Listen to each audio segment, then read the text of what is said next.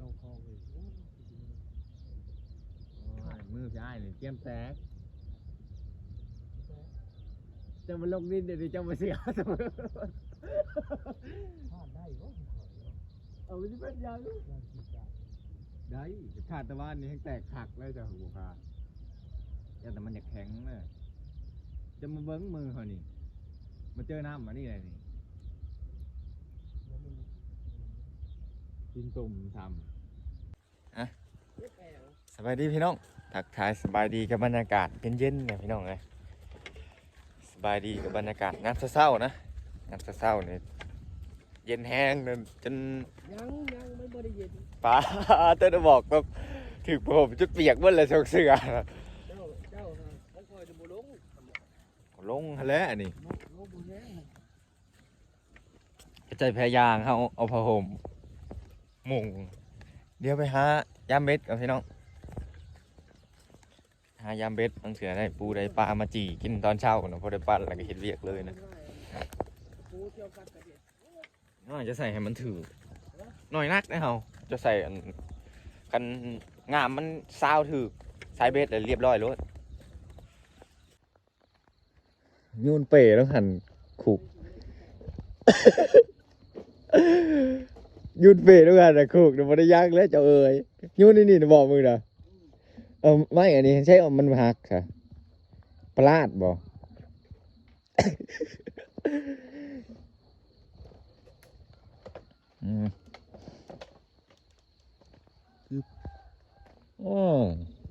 ทางนี้เราก็เริ่มจูดเลยได้นี่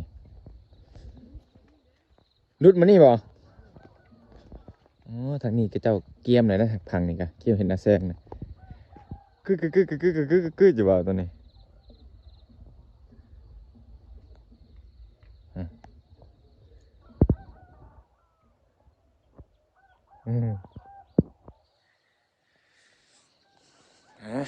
ยามเบ็ดเฮาต่อ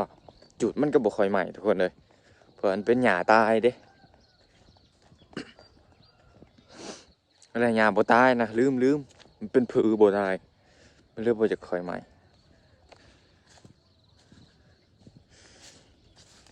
สิปิ้งได้ป่นอยู่บ่มันนี่สิปิ้งได้ป่นอยู่บ่เฮานี่เหรอโวยเราห้องแต่เช้าอีหลีเด้นี่ถือบ่คือสายตึงๆว่ะ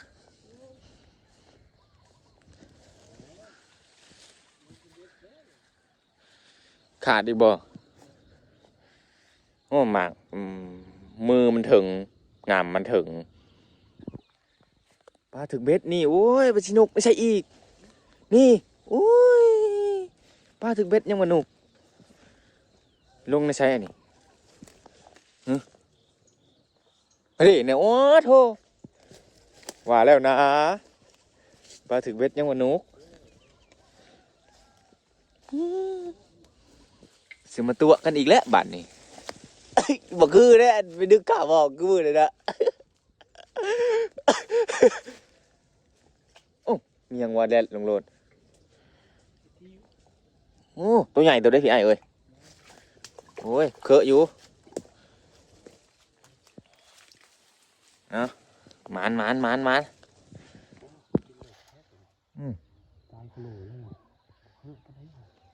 คือสำนี่แหละตัวใหญ่ปานไหนเนาะก็พอได้อยู่เด้นี่สิเลิกนี่สิดังอันนี้ข้างพุงแก้มมันนี่ตัวพอดีสำแขนอีไม้ในเรื่องนะมันสิป้าอันทำดึกขามห้องหันนะมือใหม่ช่องมือจึงเห็นพี่น้องมาเห็นเผ็ดในเงางุ้มเข้าไปในมาในเงาเผ็ดน้ำบกโดนพายขาดนะเห็น ตัวพักใจดึกชิได้จ้อยๆนะแต่นั้นมากับบ่ดึกเลยชิได้ดังใดตอนเช้านี่กินดีเนาะ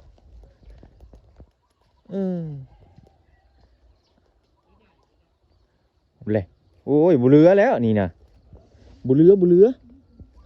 ตัวใหญ่อันนี้ป้อทุกคนจะเปียก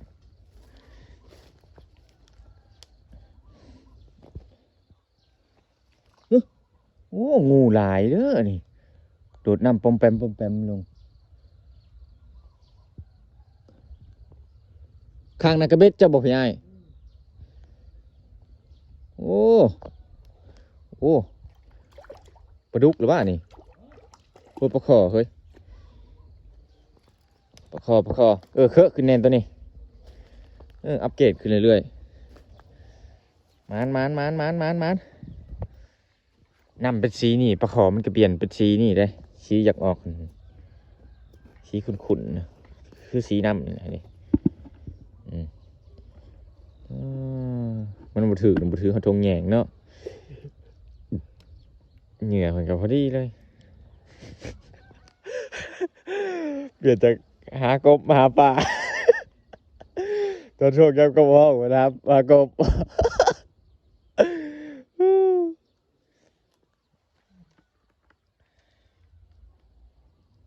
เบอร์ยังก็เบอร์14เหรอ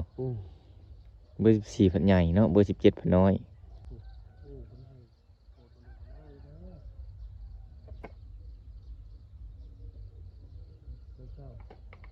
คนบ่ายเอาอีกทางนั้นเอาอีกเลยพี่น้องโอ้เด้อ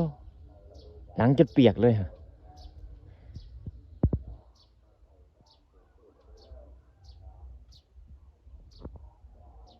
บ่อนบ่อยโ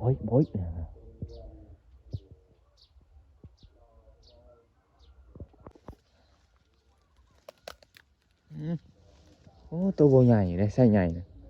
โอ้พังฮะสายผาดคันเลยพังนะ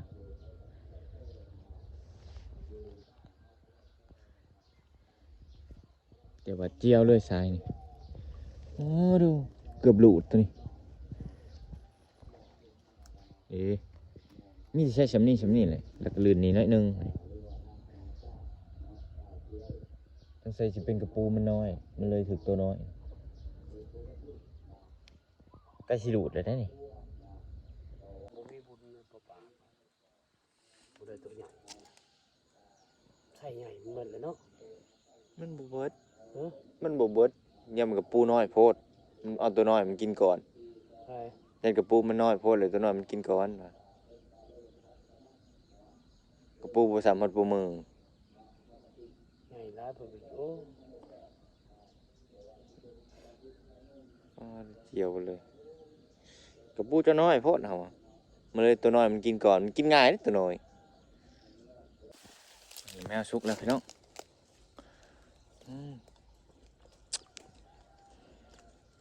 เดือน12กันหมักสุกเนาะยังกูหักหมักอันนี้แหละจนเขาหมักเอาไปลินยังบีเนาะหมักมาบนเนี่ยมันมุนได้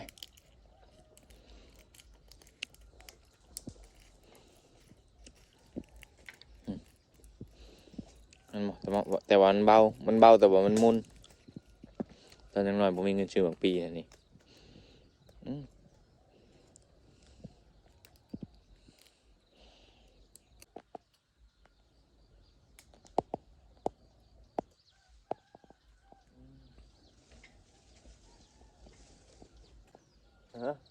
มีใหม่ดิเมียจะเป็นใจสลายใช่บ่โอ้หลังนี่แหละเอาแนวมาพักเถือกแล้วนี่บ่อนี้เป็นหาดเด้โอ้ตัวใหญ่เด้ตัวนี้ตัวใหญ่ขึ้นแน่อุ้ยลื่นป้องแขนจากโต้อะไรในขุก4แล้วนี่พอดีนี่จะใช่สำคัญจากเบิร์ดเนาะนี่ก็ได้3 4เลยเด้โอ้สำนี้ก็โอเคแหละคือลูกเพื่อเมียหาได้เถื่อดีใจเติบเลยนี่ผมข้างแบกเลยอยู่น้องตะโกนยังตัวใหญ่เลยหากระปูไว้ตัวแรง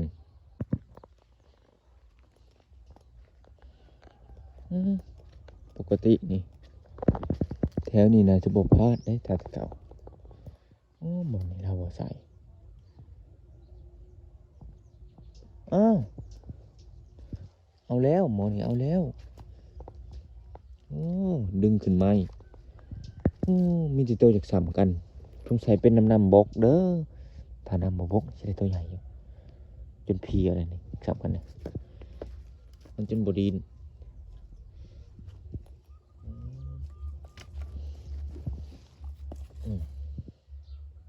ตกบักลายปานกลางมองบักลายทุกปลาขอบางตัวเนี่ยมันจะโบลายปลาขอบางตัวมันจะลายมันเป็นกันเห็นไหม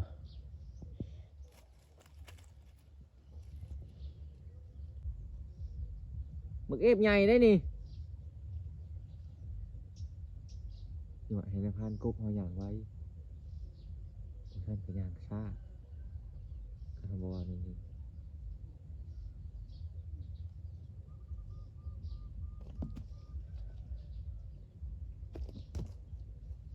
ตัวที่หานี่ ใหญ่บ่ ไงแล้วสินี่ โอ้ยบ่ใหญ่ หาใส่ใดนะอ่ะ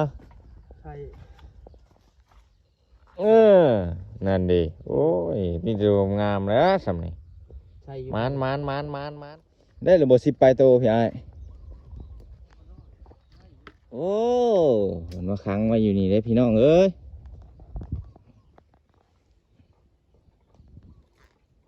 บ่ได้มีแรงน้ำบ่นั่นคือว่ามีเฮานะไปทุกทีทุกบอนโอ้เบิดคืนเบิดมือทั้งวันนี่บ่นี่โอ้ตายเลยนะนี่โอ้ได้หลายอยู่เลยเบิ่งโอ้ระดับ10บ่ได้นี่10แล้วนี่2นี่2 4 ยังแดกกับบ่เลิก ห บ่ ก ลา แปด12โอ้13โตเบิ่ง13โต15 16 14 15 16โอ้17 18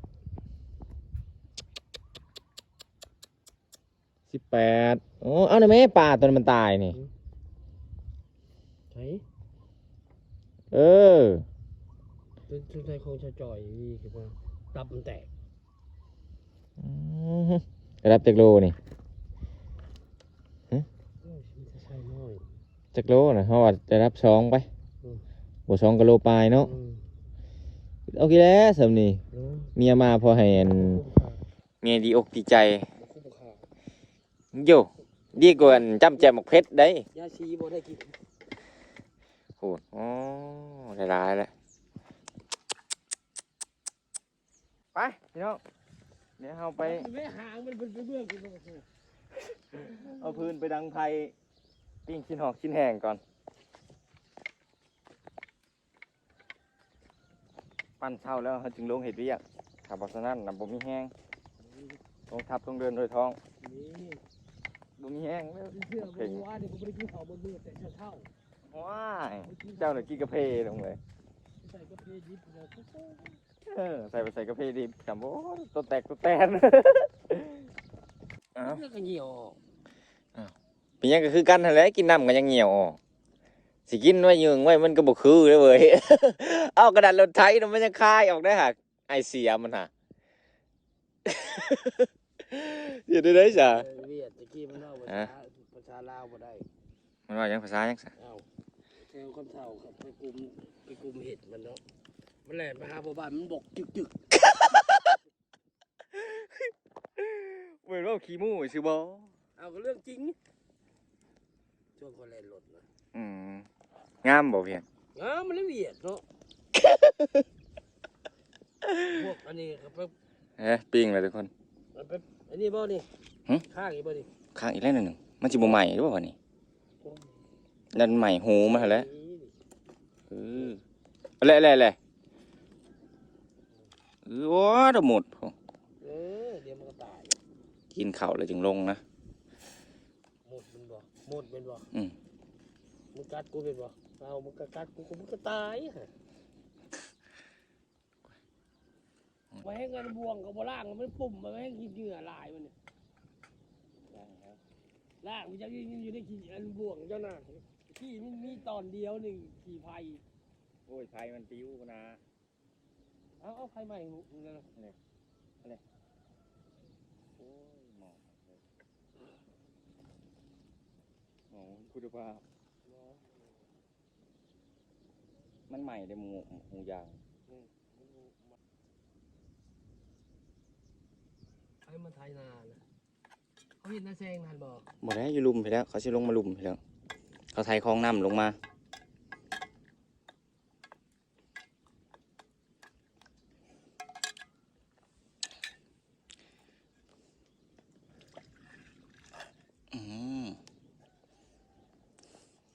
ลุยบัดนี่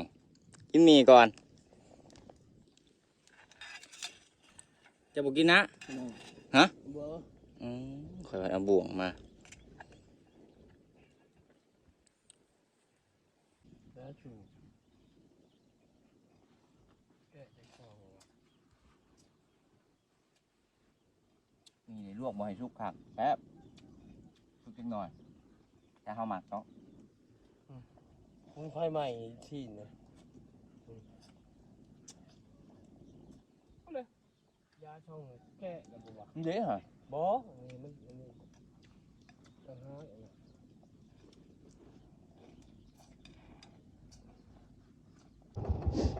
ไม่ว่าเนี่ยบ่จะค่อยลุกทุกคนเลยเห็นบ่จูดตะคืนนี่บุหากะใหม่น้อยนึงนี่ลูกก็บ่แห้งนะมันบ่ค่อยอันติดไผปานใด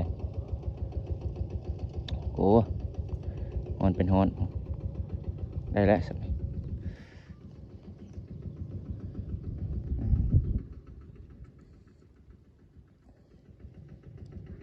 โอ้แก้มน้ำมันหน่อยนึงปิ้งหมูเดี๋ยวจำให้เจะทิ้งจะทานก่อน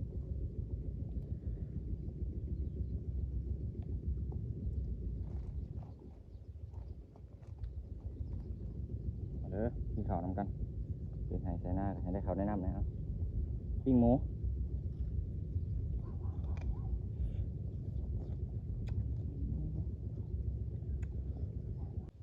มาพี่น้องกินข้าวนำกันปิ้งหมูถือมาจากบ้านผมแล้ว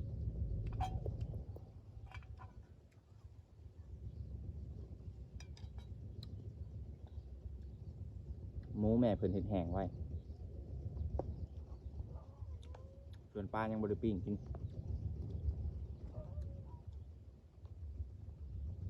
ไว้ตอนแรงปลา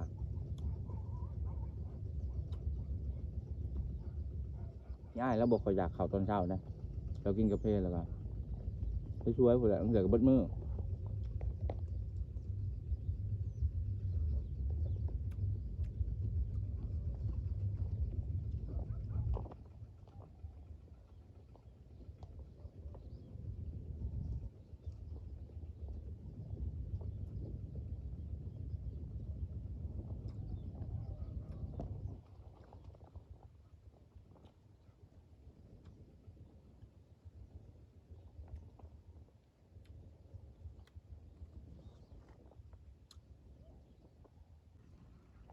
ข้าวเย็นเป็นข้าวใหม่ครับพอกินได้อยู่เลย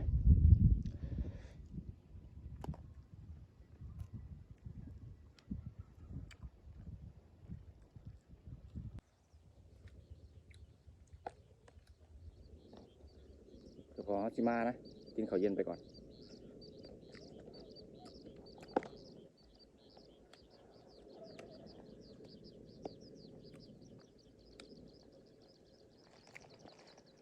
ช่วงไว้ให้พี่ให้จาก2-3 ตอน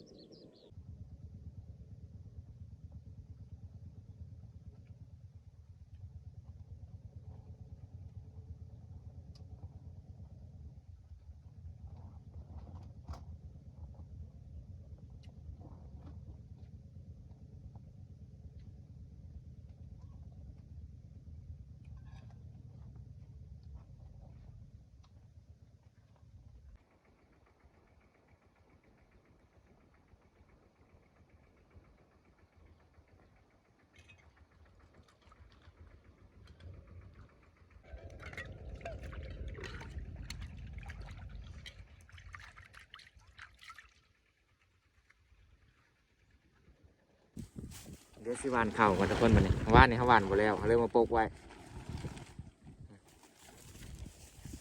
จังมันสิแตกใช่ไหมเลยเหือมันออกเอาแส่ละกะเอาแส่น้ำขึ้นหนึ่งแล้วเขากะมามุกไว้ขึ้นหนึ่งขึ้นที่สองแหละของการเขาที่เขามามุกไว้เพราะว่าเขาหวานหมดแล้วหวานนี่เลยเขามุกหวานนี่กับพอดีเป็นขึ้นที่สองเดี๋ยวแกะไปก่อน